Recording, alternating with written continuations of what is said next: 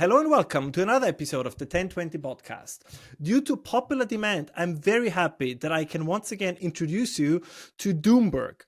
It was the most listened podcast in our series, so I'm very happy that you decided to come on again. And I'm even more happy to say that after I've been a subscriber to your Substack for almost a year by now, I have to admit I find the quality has only increased. As you said yourself, you aspire to be educational without being arrogant, to be funny without being silly. And I think you said in another podcast, you try to delight your customers. And I have to admit, I'm thoroughly delighted. And what's even greater, it's definitely affordable. So even so, you don't have to be a great corporation or kind of dig deep into your pockets to afford a subscription to Doomberg Substack. It's very affordable, and I promise everybody who considers doing it, it is absolutely worth your while. It's worth your time. It's worth your money, because every time you read the contributions, they're both entertaining, but you walk away knowing more than you did previously, and that's really the great things. They are full of both language-wise turns of phrases that are entertaining, but there's always information and detail that helps one in traversing the daily conversations, whether it's in the banking sector, whether it's regarding crypto, whether it's regarding energy, all areas. I have to freely admit I did not know a lot before I started following Doomberg's and their publications, but I feel I know much more about this issue today. So I'm very glad that we can have a conversation about some of these broader issues today, and I will refer to some of the most recent Substack pieces written by Doomberg. They all have always very enticing titles, so for the listeners who don't know this, you will find out in our conversation. So without further ado, thank you so much for coming on.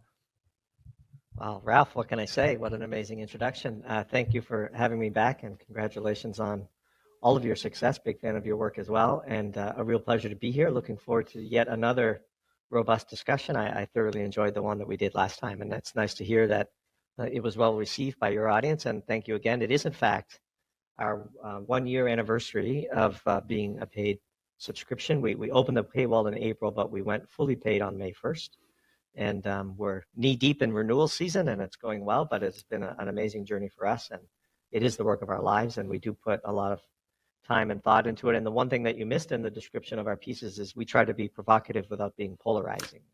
Yes, that was the point I forgot. Yes, a key brand ambition of ours, which is we don't want to be,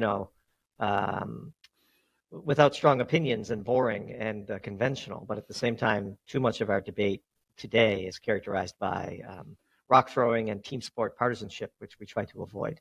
And so rarely do we even come close to the sort of polarizing line, but we're not afraid to be provocative, and this is a key brand ambition as well. So like I said, real pleasure to be back, and happy to jump into wherever you want to go. Well, allow me, I want to refer first to your most recent piece on Substack with a very enticing title, Charged, and we can talk about what precisely it was about in a little bit. But I would like to test your premise about being provocative a little bit by saying, do you think it is possible, and this is something I've been wrestling around with for a long time, that we seem to assume that those people in government, that those who are in charge of decision making are driven by the best possible motive, so that they all share certain objectives, but they might disagree with the direction or the way to get there. But in this piece, I think you describe a little bit, and you also refer to other authors, the problems that maybe we are indeed led by people who might be well-intentioned, but who lack certain competence. And the triggering cause of this piece was, of course, the hearing with Jennifer Granholm, the Energy Secretary of the United States, when she was asked whether she supports the idea to put the entire vehicle fleet of the US Army on an EV basis. And so what I want to ask you as a first question, do you think we have a problem of quality in politics, of a personnel quality in politics, or do you think that that's a hyperbolic exaggeration? I would say we absolutely have a problem of quality in politics, and the real point of this piece was is it nefarious or is it incompetence? And it's a bit of a blend of both. I think there are some nefarious people, particularly the anti-nuclear crowd, who have penetrated government and are proactively working to damage the population, which is what we're seeing happen in Germany, of course, famously with the tragic shutdown of the final three German nuclear reactors a couple of weeks ago. But actually, mostly, as we say in the piece, we're led by rubes, which is not a kind characterization, but we are led by people who are mostly well-intended, who lack education, and are malleable by outside forces that don't have the best interests of society potentially. The next piece we're publishing is around Justin Trudeau's about face on nuclear. And we would put Justin Trudeau in the category of incompetent, but not necessarily malicious. Like we genuinely believe when he says things that are provably untrue or unintelligent, that he believes them when he's saying them. We don't think he's play acting as a character or something. And in fact, as we describe in the piece, our good friend Dr. Chris Kiefer and many others in Canada have successfully lobbied the government to change their outlook on nuclear. And we open this next piece, which we'll publish on Saturday, May 6th, with the story of how Trudeau was emphasizing the criticality of nuclear in his portfolio of energy choices while sitting next to the German president, Steinmeier. And that made the situation, in our view, kind of uniquely awkward. And so I do believe also that Jennifer Granholm, I know Jennifer, Miss Granholm, in my professional life from years ago, and all of my interactions with her, which weren't many, but I met the woman. She is well-intended, and look, she has a very interesting resume. I mean, she was a Berkeley undergrad and a Harvard law student and very intelligent person, but she has no training in the physical sciences and has been bathing in a pool of propaganda around wind and solar and batteries and anti-nuclear for all of her professional life. Now, to her credit, she's already pivoted on nuclear, and so I do believe pieces like ours, should she ever read them, might inspire her to take a second look at her position, because the concept is, of course, ludicrous and ridiculous on its face, and so easy to nullify that it does beg the question of how such thinking could come out of the mouth of somebody who is in charge of such a scientifically important and historically rigorous organization as the U.S. Department of Energy. I mean, so many brilliant scientists work there.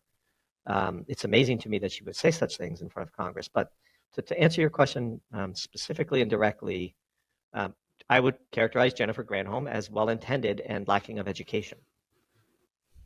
Since you mentioned education, I think one of the strengths of Doomberg and of your endeavor, and you mentioned this also in previous podcasts, if I remember correctly, pretty much the whole project Doomberg was started as a consequence partially of the corona pandemic, where you kind of re-established or reinvented yourself with this new business model. And you once mentioned that one of the strengths that you have, and I fully agree with this, is you come from industry, so you have experience with industry.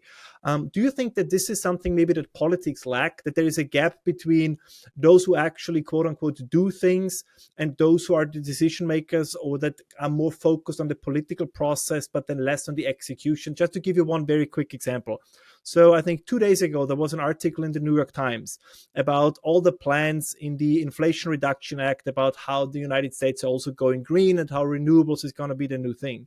And apparently it would take the electrical grid would have to expand by 57% to achieve all the goals that have been formulated.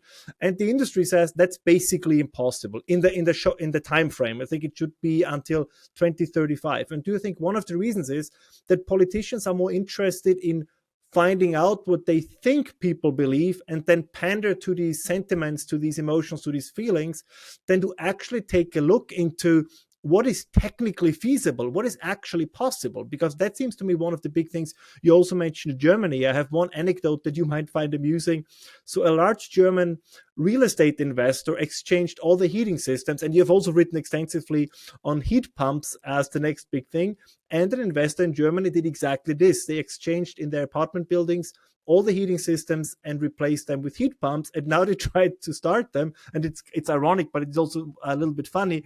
The grid management says you can't do this, because if you start these heat pumps, the grid is going to break down. The grid is way too small. It can't necessarily cope with what would be necessary. And this again shows me that in this case, the investor, they were following what politics said, and politics is following what they believe that is the topic of the day. But it very often seems that industry themselves is not really included. I mean, we can maybe later also talk a little bit about mining, right? Everybody, it seems to me, that comes from a technical and engineering background knows that whatever one thinks about the plans regarding the transition to renewables, this will need massive amounts of mining. And of course, mining is going to need massive amounts of energy, but that barely, it starts a little bit more, but that barely enters the discussion. So do you think that there is a communications gap between industry and politics? So a couple of points. First of all, who with any talent and ambition and capacity to earn returns consistent with that talent and ambition would go into government today. So the compensation potential in the private sector, at least in the United States, far exceeds that of what's available in government, unless you're willing to be unethical. And we certainly have no shortage of that.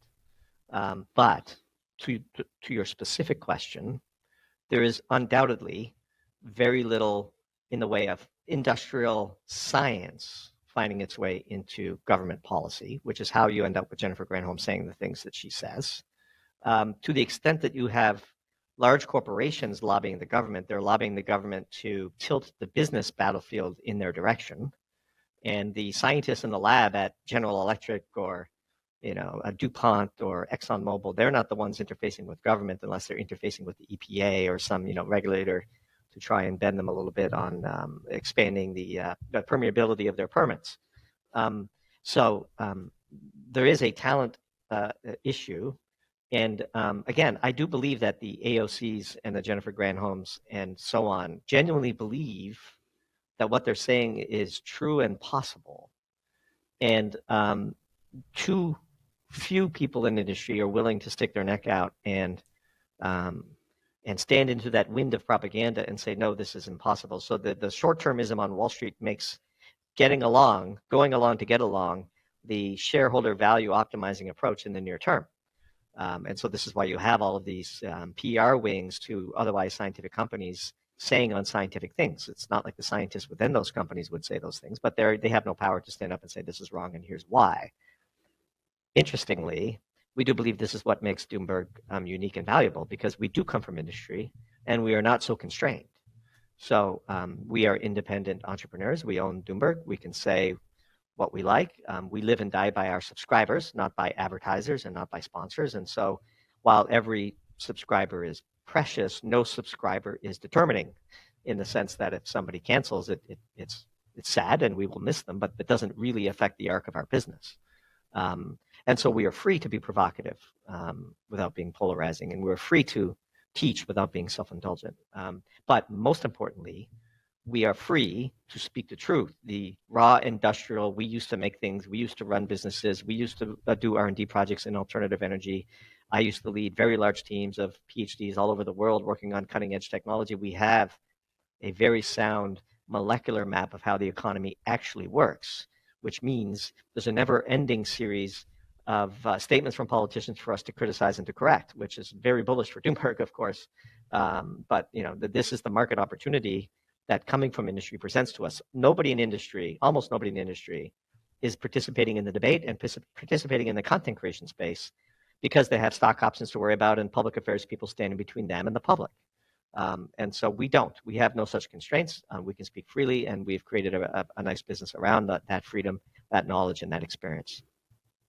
Do you think that one reason why, particularly in the energy sector, things might move into a concerning direction is because the incentive structure has been skewed? To give you one example, let's assume that Schellhammer and Doomberg, we get together and we consider starting an energy firm.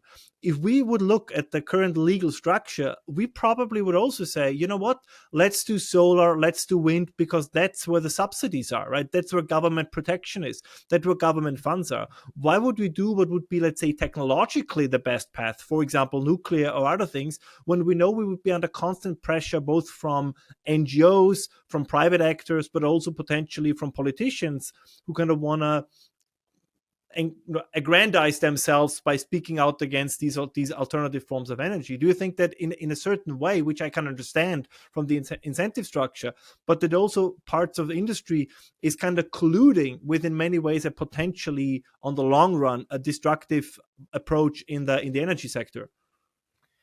I would say that we have a model for the energy sector, which of course drives the rest of the economy, that goes as follows. There's a line of sanity, the correct decisions to be made. And the further we deviate away from that line, the higher the pain will be and the quicker we will regress to the mean. So this is why watching the German experiment is really, really important. I do believe that once significant pain is begun to be felt by the population, governments will very, very quickly regress to the mean, and the mean is what physics dictates it has to be. So you cannot defy physics indefinitely and maintain a reasonable standard of living for your population, of course. So I'll give you a concrete example of, well, I can give you many, but here's one. Last year, energy crisis, oil, $125, $130 a barrel. Joe Biden, who is nothing if not a decades-long political survivor, immediately realized the existential threat to his political career that $6 a gallon gasoline presented. To the environmentalists, of course, this was a wonderful thing. The more expensive oil can be, the less demand it would be for it, and so on. Not, of course, knowing that fossil fuel prices are a direct input into the cost of renewables, and this is, not some magic anti-physics wand. But what did Biden do? There's pain being experienced, and he was beginning to realize that this pain would be transmitted to his political future. He immediately pivoted, demanded the oil companies produce more, released 100 million barrels a day of oil from the Strategic Petroleum Reserve, went around the world and browbeat every oil-producing country that would listen to him that they needed to produce more, got into an open disagreement / relationship degradation with Saudi Arabia over Saudi Arabia's refusal basically to play ball with Joe Biden. This is a retreat right back to physics. The moment that our standard of living in the US was being jeopardized. And the real question is, how much pain does any particular society need to feel before they retreat? Another example, of course, is Germany. When they were faced with the energy crisis in the winter, the first thing they did was they went around the world and they acquired every BTU of energy they can get their hands on, regardless of price, carbon footprint, or impact on developing countries.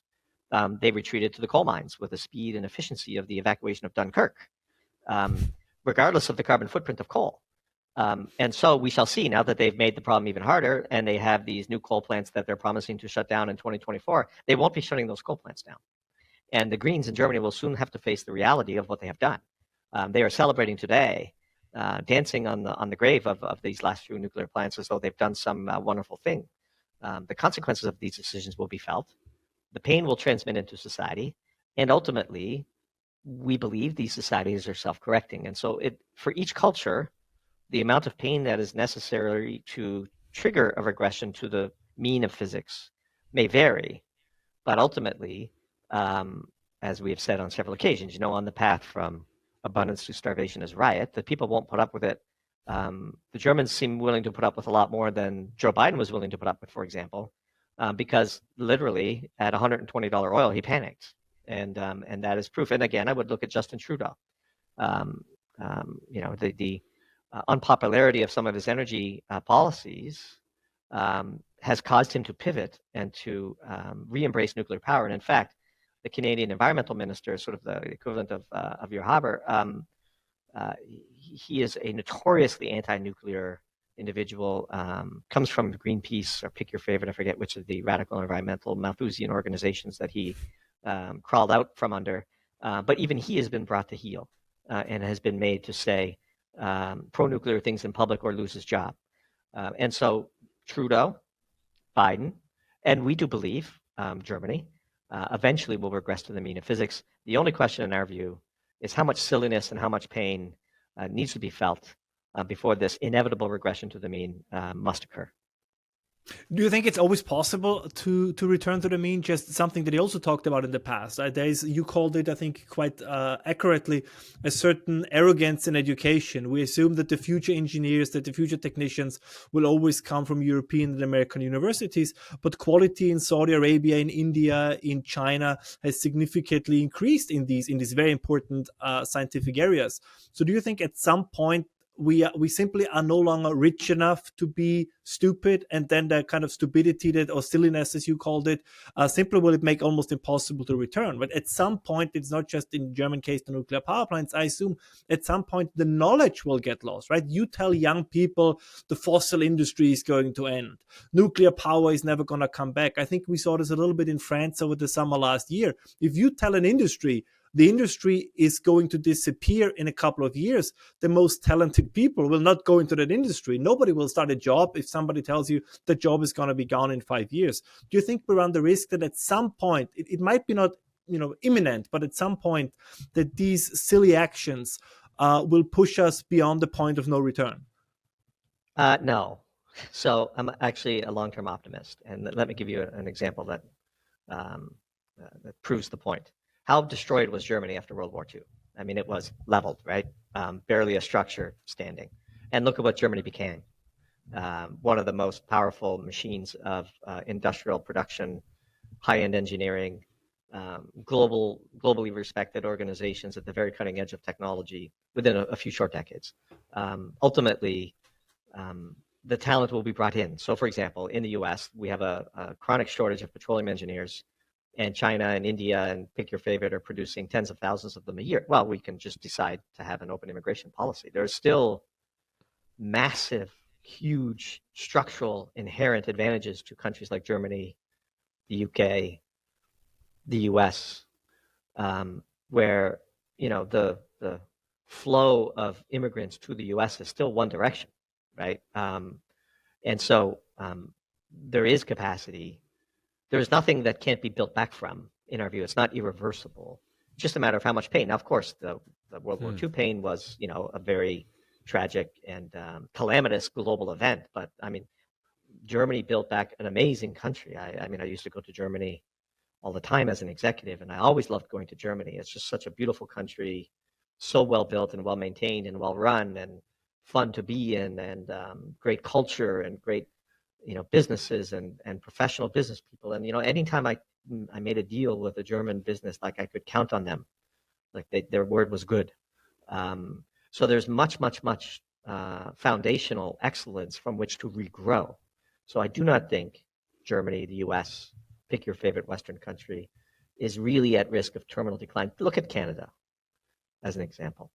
Per capita, Canada is the richest country in the world, in my view. Maybe Australia.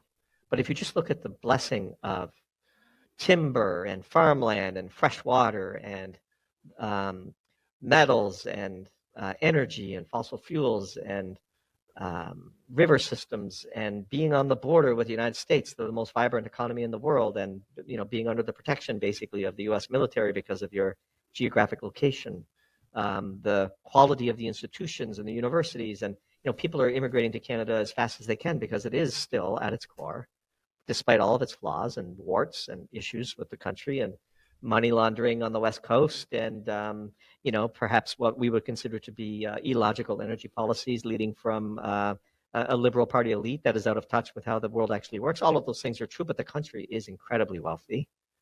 And if enough pain were to be experienced in Canada, the build back capacity is amazing. And in fact, in many ways, we do believe that sometimes this pain causes not only regression to the mean, but a shooting past it, where you realize, wow, I don't want to do that again. I'm going to totally re-embrace nuclear power. I'm going to get smart about renewables, and so on. And so I do think that Trudeau is pivoting for political survival, and this is an example of regressing to the mean. But if you just look at the U.S. with its famously, of course, that its great ports and its river system and its farmland, and it too has an enormous amount of fresh water, and it is the world's largest producer of fossil fuels today, and it has, I think, some 70 nuclear reactors in operation, and it has the technical capacity to build out small modular reactors, which is what actually we're talking about in our next piece, which is this huge potential for fourth generation nuclear reactors to address industrial heat, which industrial heat from a carbon perspective is bigger than automotive and aviation. And nobody talks about it when we talk about wind and solar, whereas nuclear can give you this sort of cogeneration plant where you get electricity and heat. And so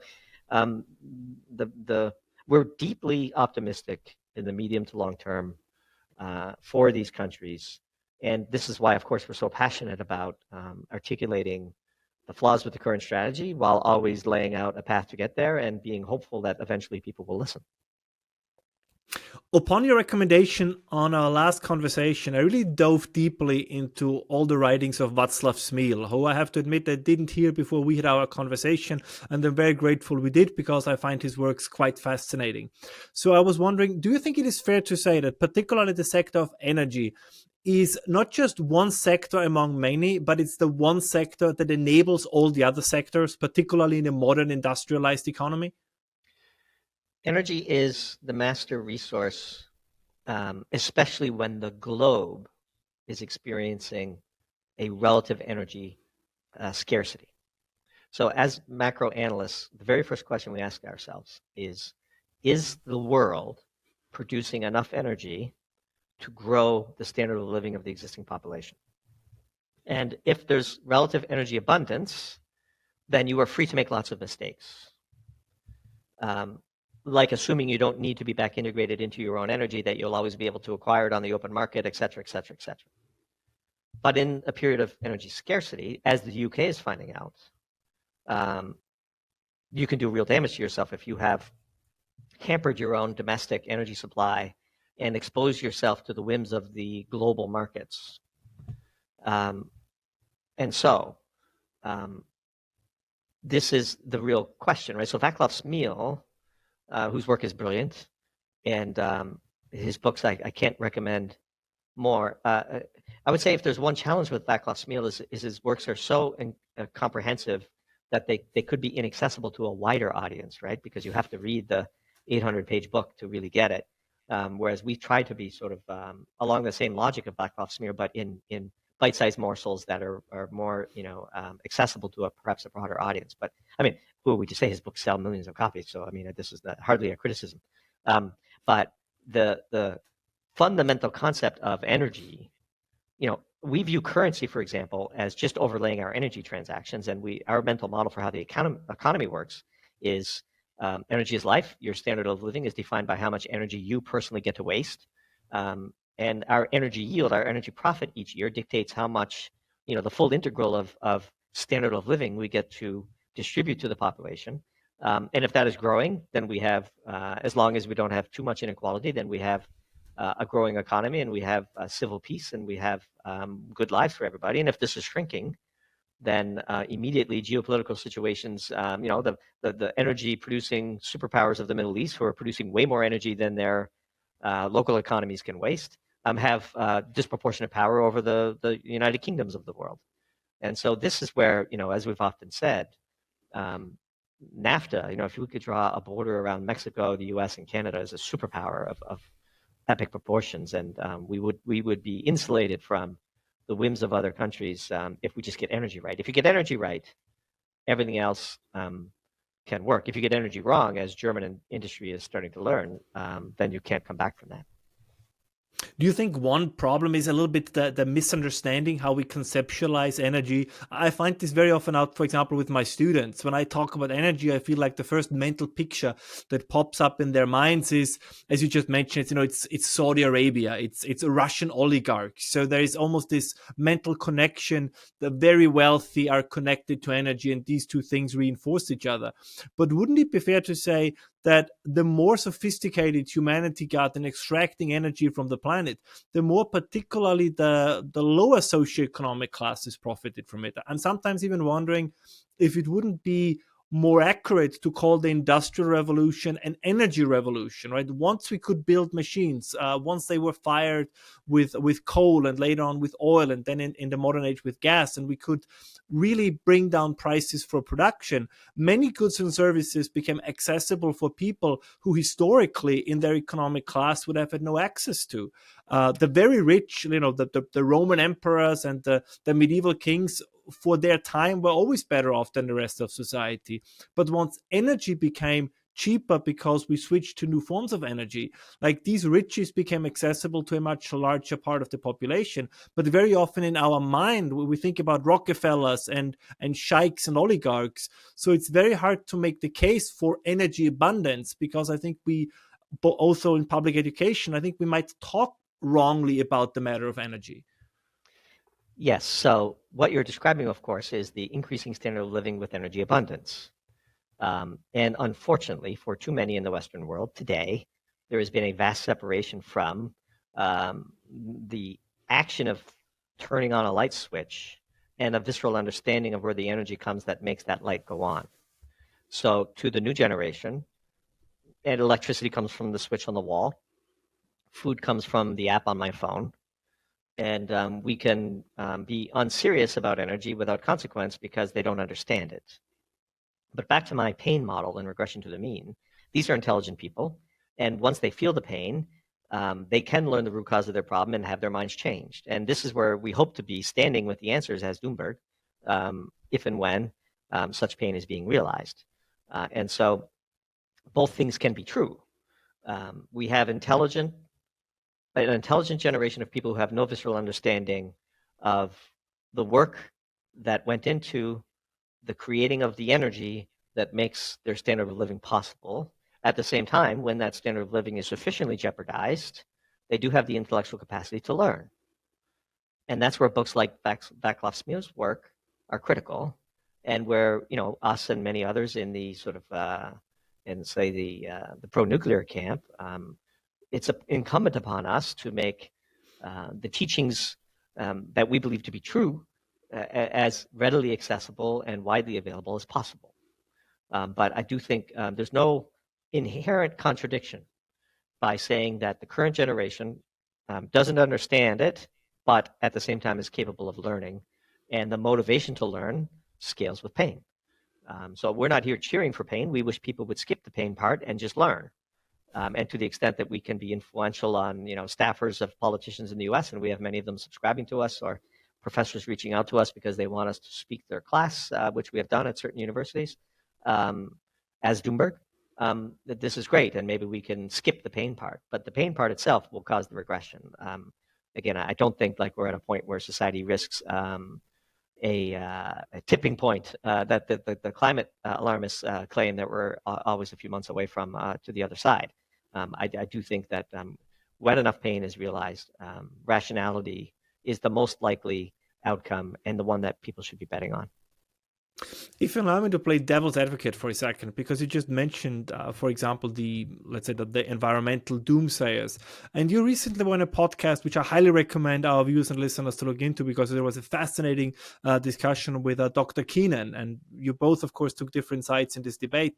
And one of the things that struck me was that your opponent in this discussion was quite openly talking about that in his view, all energy companies, particularly fossil fuel companies, should be nationalized, and that basically Western economies should be put on the same footing as the British economy was during World War II. So basically a wartime economy to deal with the matter of climate change.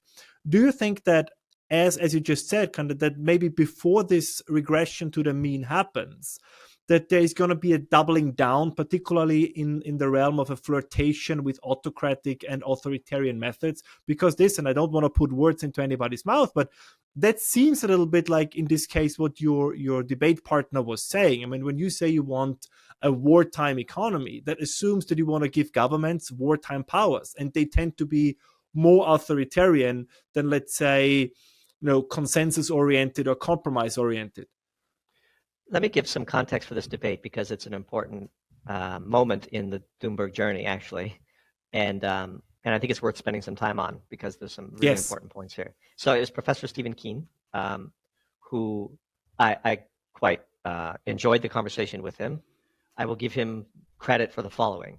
I happen to think his ideas were crazy, but he was at least willing to articulate them and wasn't trying to play some form of bait and switch.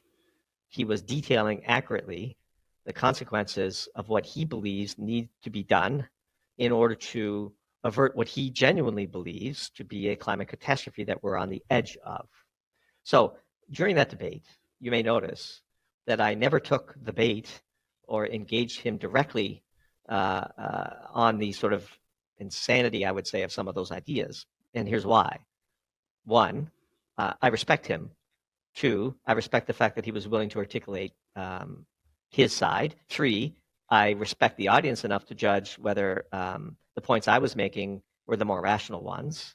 And four, we do not have enough open debate in our society where my rule is as follows, Ralph. As long as you authentically believe what you're saying and you express those beliefs politely, I'm willing to have a conversation with you. And he expressed his beliefs politely. We started by agreeing where we decided that we could agree. But I was not, he got a lot of heat after that debate on Twitter and the YouTube comments on that debate. And I was praised for my, everybody was amazed that I was so calm, and I was very polite to him, and I just expressed my views. This should not be unusual. This should be the norm. This is how we should carry ourselves. And like this whole cancer culture, between the two of us, I would be the one that would be canceled the way we're going, right? Because like, oh, you're a climate solution denier now, is the phrase that they're trying to use in the US, because we object to the physical limitations and the silliness of the proposed solutions. But he, to his credit, didn't lie about what he believed logically followed from his, I believe, flawed axiomatic assumption of we're on the verge of a calamity that humanity does not have the capacity to react to.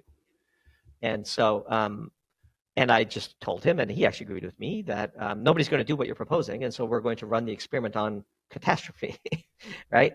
Which is how we sort of ended the debate. But I would praise Professor Keene for being honest about what he believes the tactics, this, what you and I would call truly dictatorship, right? I mean, a centrally planned sort of Maoist or Leninist concept of taking over the means of production and dictating rationing and forcing a massive degradation of everybody's standard of living. This has been tried in the past, and every time it's been tried, it's failed catastrophically, but at least he was honest and articulate about his views. He didn't try to sugarcoat the consequences of his proposals.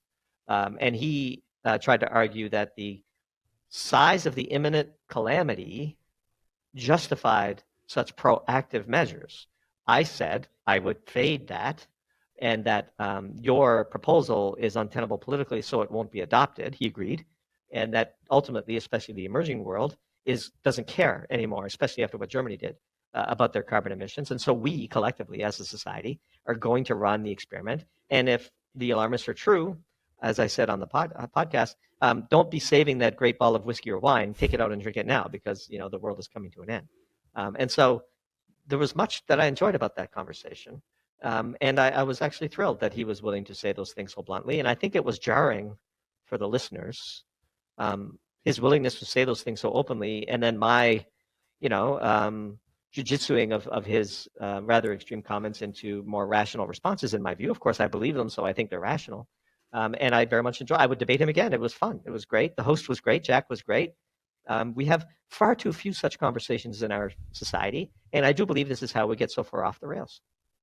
No, I fully agree. It was, and I can only recommend it again to our viewers and listeners. It was a wonderful conversation because both of you stuck to the topic. It was very respectful. It was in a way that's exactly how I want to see such a conversation conducted, and the arguments were supposed, and I think they did, speak for themselves. The only thing, and this is not supposed to be a pushback, but kind of maybe as a provocative question, because you mentioned also Germany as an example that a country can come back from really going off a cliff. But one could, of course, also, I think, go back a little further and say, well, how did it get to that condition, to that cliff in the first place? And I think there was an argument, and without overextending this comparison, but my fear is, how far away from the mean can we get? So how severe can the pain get before we get back? And when I hear people like Dr. Keene or like Last Generation or Just Stop Oil, kind of when I hear these movements talk, and they have every right to do that. So I'm not, my recipe is not use pro-nuclear authoritarianism against anti-nuclear authoritarianism or anything of that kind. Not at all. They shall speak as freely as they wish to do. But of course, they do have influence on politics, as you just mentioned before, as we see in Germany. So how far do you think, or in the worst case scenario, because I like to share, despite the name being Doomberg, I like to share your optimism. But if we take the pessimist view for a second, how far do you think that fear of the imminent end of the world, let's call it this, how far into the wrong direction you think can it push policies? Because it seems, I cannot stress this enough, in Germany, it seems to be quite extreme in other policy areas as well. The deindustrialization seems to be a real thing. Industry, if you listen to what members of German industry are saying, they are truly worried. I think maybe a little bit of it is exaggerated, but the worries are there. So do you believe that this could potentially put us down, at least for a certain amount of time?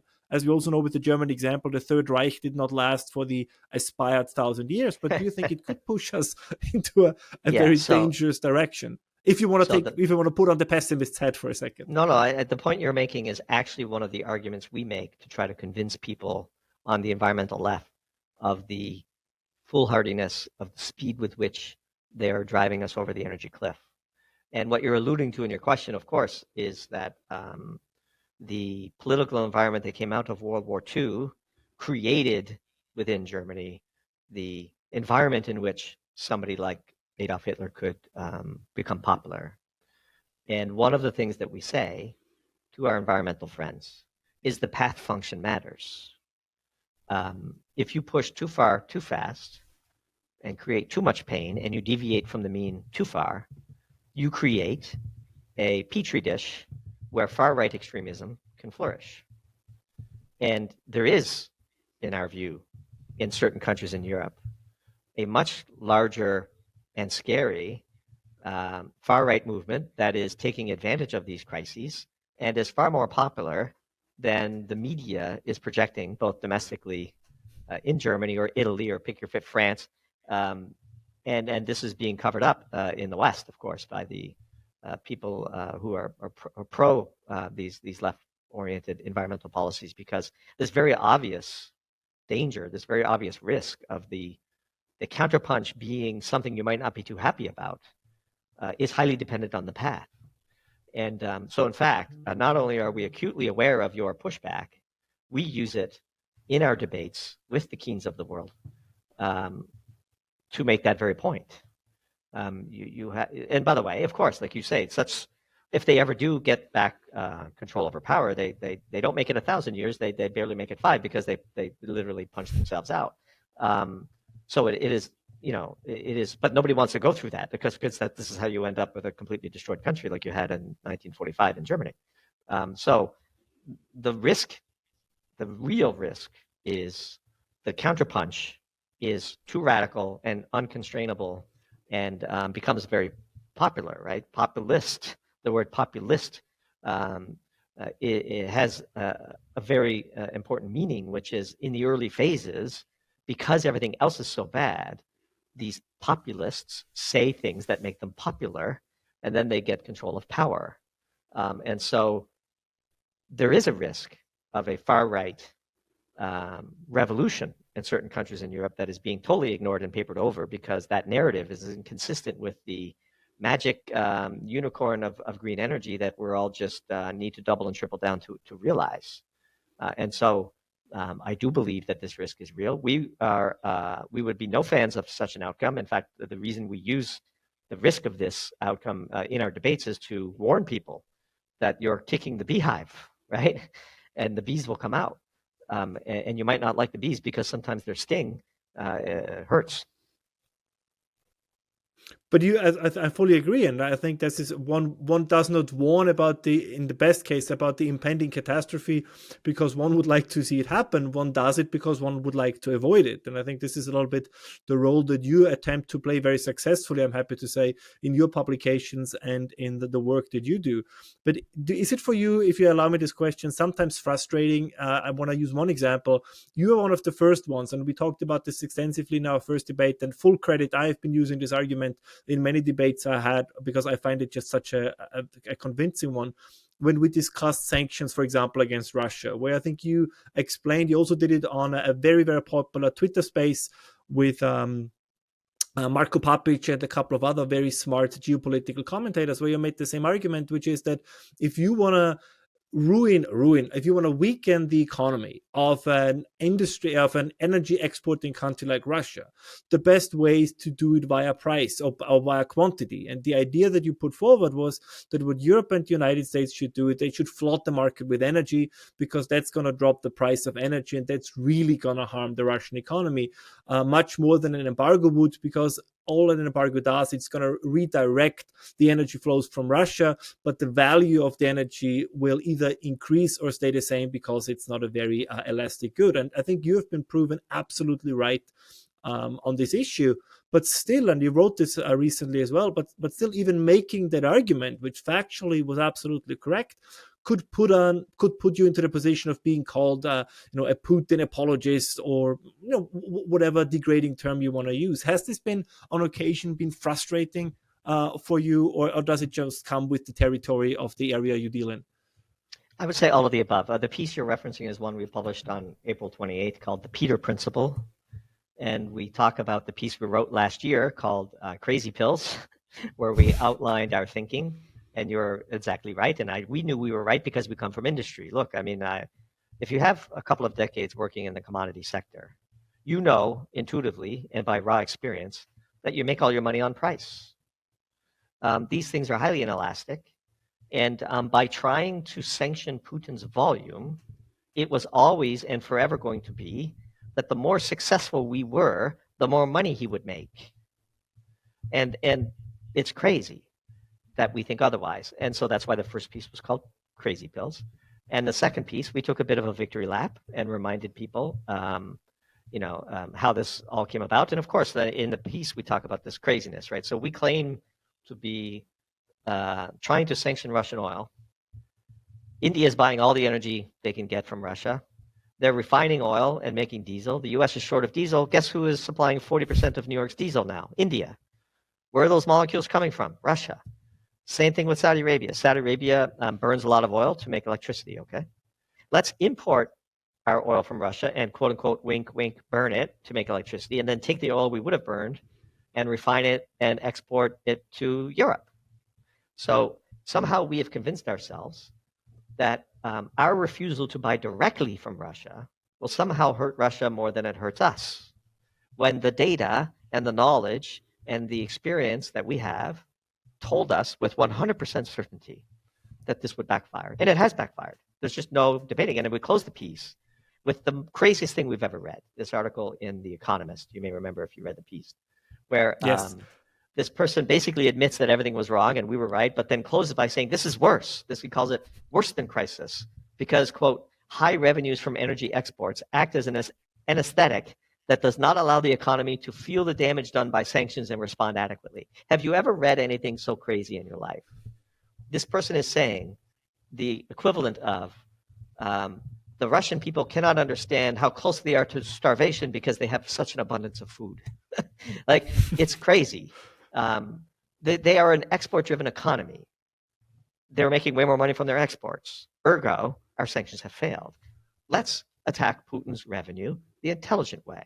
By the way, it doesn't take much in the way of incremental supply to crash the price. We know this because in 2020, the price of oil went to negative $37 a barrel. Within 18 months, the price of oil went to $135 a barrel.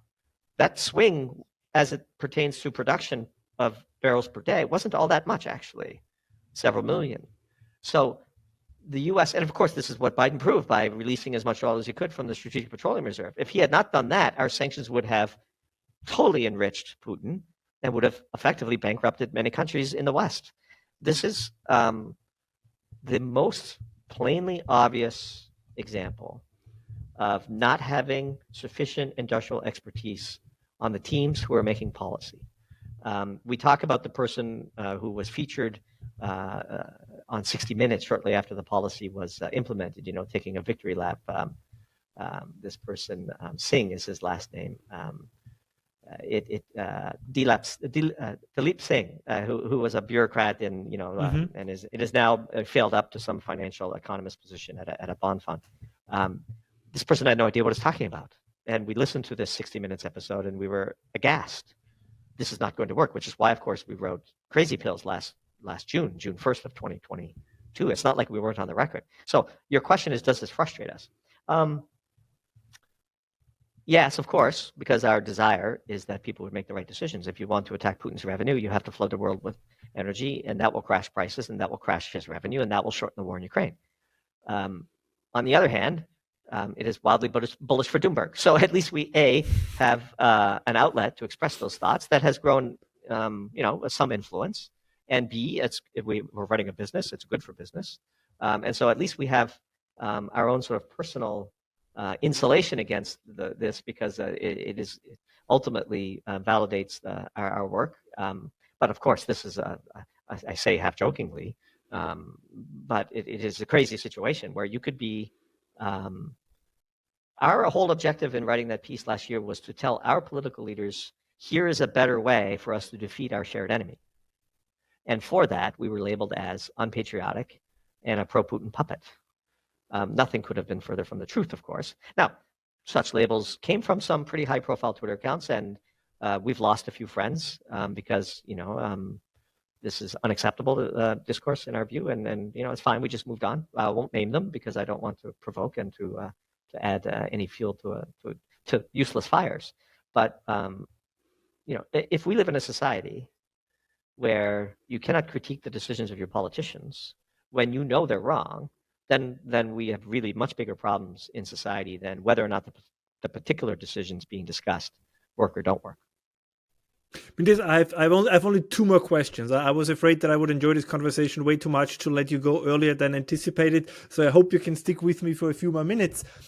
The first one being, you are a very outspoken proponent of nuclear energy. However, you're also someone who always makes the point that everything is connected to trade-offs. So there are no perfect solutions. There is always, everything has a cost. So particularly when we look at this matter of sanctions against Russia and fossil fuels, I mean, this is a little bit of a provocative statement, but isn't it fair to say that in a certain sense, the ideological pursuit of, for lack of a better term, calling it green policies, simply was more important than the reality of both the war in Ukraine and the actual dependency of Europe, Germany in particular, on fossil fuels? I mean, even now, I mean, everybody is praising, as you said before, at least some in Germany, is dancing on the graves of the closed down nuclear power plants. But at the same time, they are planning to double the capacity for regasification ports for LNG by 2035. So that indicates that, of course, a lot of this is replacing Russian gas. But when they say we got rid of Russian gas, yeah, but only because you have alternative sources of gas, not because you replaced it necessarily with a different source of energy.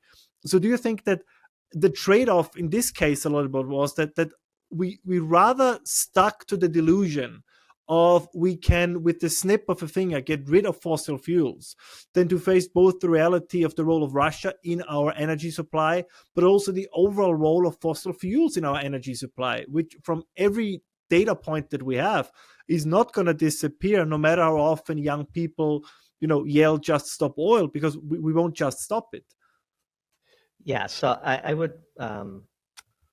would reference your audience to go listen to a fantastic podcast. I was traveling this week, and when you're traveling, you have time to catch up on podcasts. And our friend Chris Kiefer, who hosts a really great podcast called Decouple, he has a recurring guest who is a German nuclear technician, and his name is Noah Retberg. And there's a really fantastic podcast published on April 24th called A Eulogy for the German Atom. And he made a point that really made me smile, which, of course, I wish I had pieced together myself, but I'm going to do it for you here. And I want to give him full credit, which is why I started with referencing the podcast. These new hydrogen-ready gas plants that are going in, of course, are just propaganda. This is the only way they can justify building out any new fossil fuel combustion into the German grid by claiming they are, quote, hydrogen-ready, which is basically they will be doped with, 0.1% hydrogen, and it'll be green methane. Like, this is what's coming, right? And so the ultimate regression to the mean is happening, as you say. They're building up, regasification and gas combustion plants, but they're labeling them as hydrogen ready, and they have this farce that somehow when we install enough renewables, we will create a hydrogen economy, and we will be able to retrofit these plants that are designed to build methane, to burn methane into burning hydrogen. And ultimately, this is an example of regressing to the mean with a layer of thick propaganda. And so this is why earlier, when I was talking about relative optimism, the average German person doesn't understand that, quote, hydrogen-ready gas burners are just gas burners.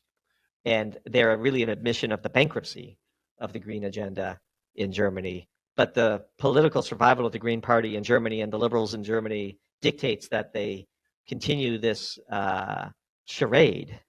And by the way, trading Russian gas for US LNG is a 300 to 400% increase in price on a baseline, with the possibility of huge spikes like we saw last year, which essentially is the death knell of German industry. And so let's not talk about how we have the same amount of molecules, so we're okay. This is not true. You'll have the same amount of molecules so homes don't freeze in the winter, but your industry is gone. If you're competing against American counterparts who have access to $1 to $2 per million BTU natural gas, and you're paying 14 to 15 because you no longer have sufficient pipeline gas coming in from Russia, you're not going to be able to maintain your global competitiveness for very long.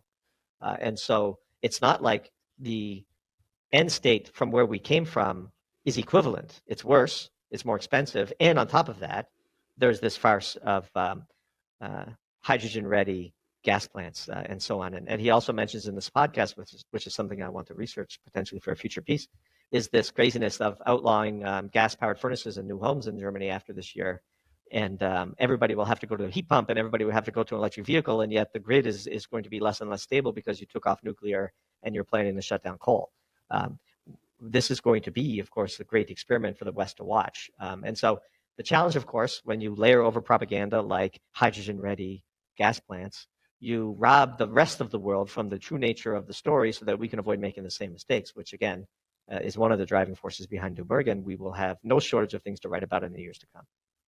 That really, I mean, the heat pump story is really interesting. It's from January 1st, 2024. Like, all the energy for heating must come from 65% renewables. So, in fact, it's barely reported in Anglo-Saxon media, but this is really becoming a point of contention within the German coalition government. So, you're absolutely right. This will be quite interesting. Now, I saved my very last question because I think it's the best question. And I've been excited about asking you this for a very, very long time. In an ideal world, so this is going to be the antidote to the doom in Doomberg. In an ideal world, if we would be completely free and let's say science driven in our approach to energy, would it hypothetically be possible for, let's say, a country in Europe or the United States to create an energy infrastructure where the average household would pay a bill similar to what they pay, for their all-inclusive broadband access, where, you pay $25, $30 a month and you can download and surf the internet as much as to your heart's delight?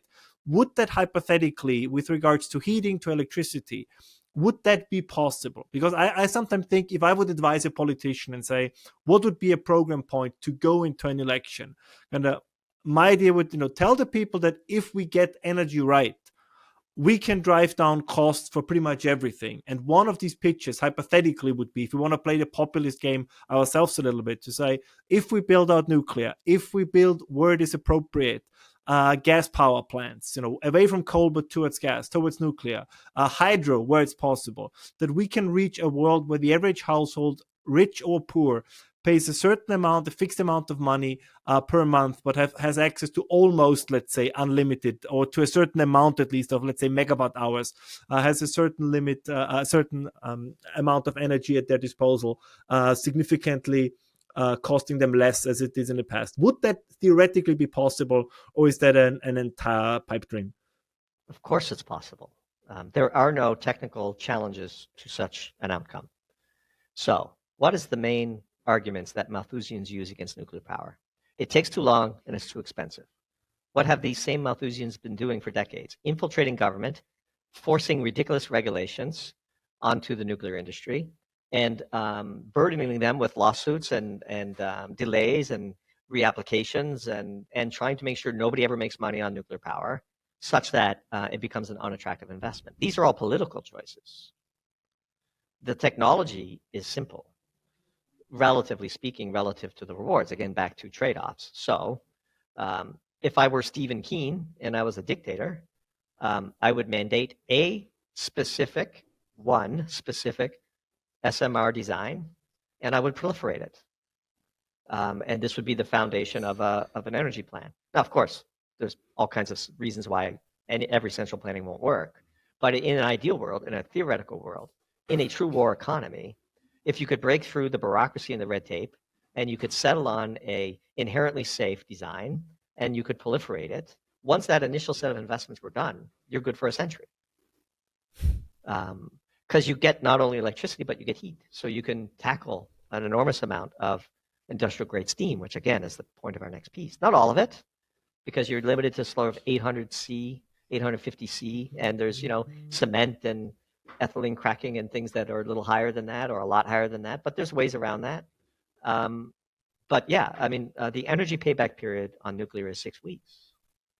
The energy payback period means you can, without spending much of your energy budget, continually increase your baseload power. This is why it's so tragic what the Germans have done, of course. And even this can be reversed over time. But yeah, the cost and the length of time it would take are almost entirely because of self-imposed limitations that are political in nature, not technical and not financial. So if we lived in a world where Doomberg and Ralph had unlimited power, but we were benign. We were kind. We would go with only one policy, which is we are going to undertake a massive national nuclear campaign. Just look at the amount of money that is being wasted in the Inflation Reduction Act, hundreds of billions of dollars. Yeah. If we cut out the red tape, how much nuclear could we build for that money?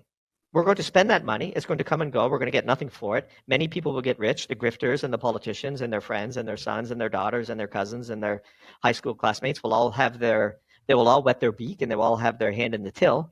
And we will get nothing from society. If we had $300 billion to spend, look, Germany spent 500 billion euros deadening the worst case outcome of this one particular energy crisis to get through one winter. Yeah.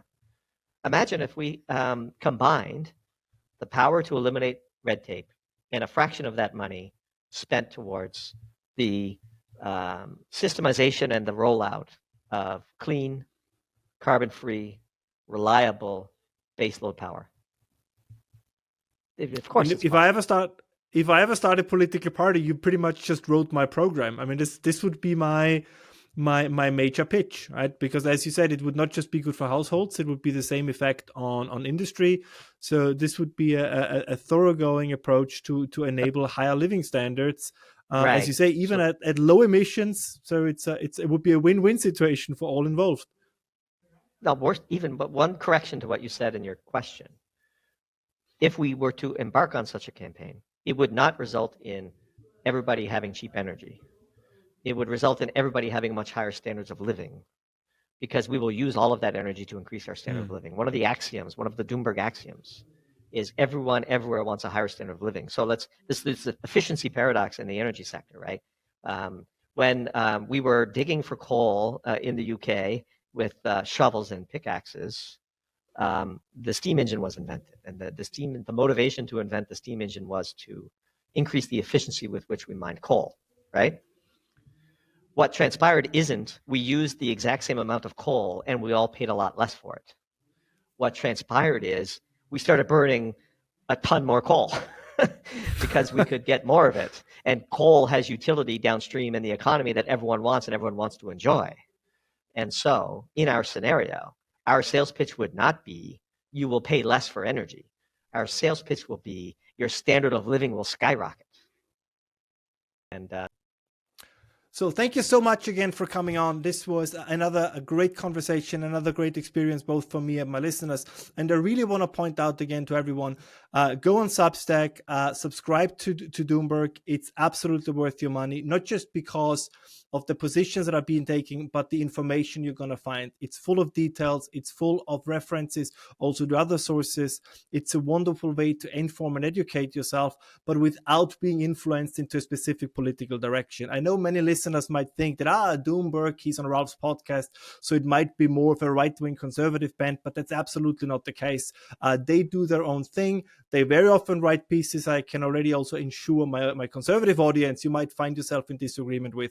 But the one thing that is always the case, whenever you read what they write, you walk away smarter than before. And I think this should always be the goal for any podcast you listen to, for any Substack you read. You don't want to find something that reinforces what you already believe. You want to find something that leaves you smarter than you were before. And I cannot recommend any Substack, any source of information higher than Doomberg, particularly in the issue of energy. There are many issues that they write about we have not covered. Just as a little bit as a preview, they have very interesting takes on the banking sector.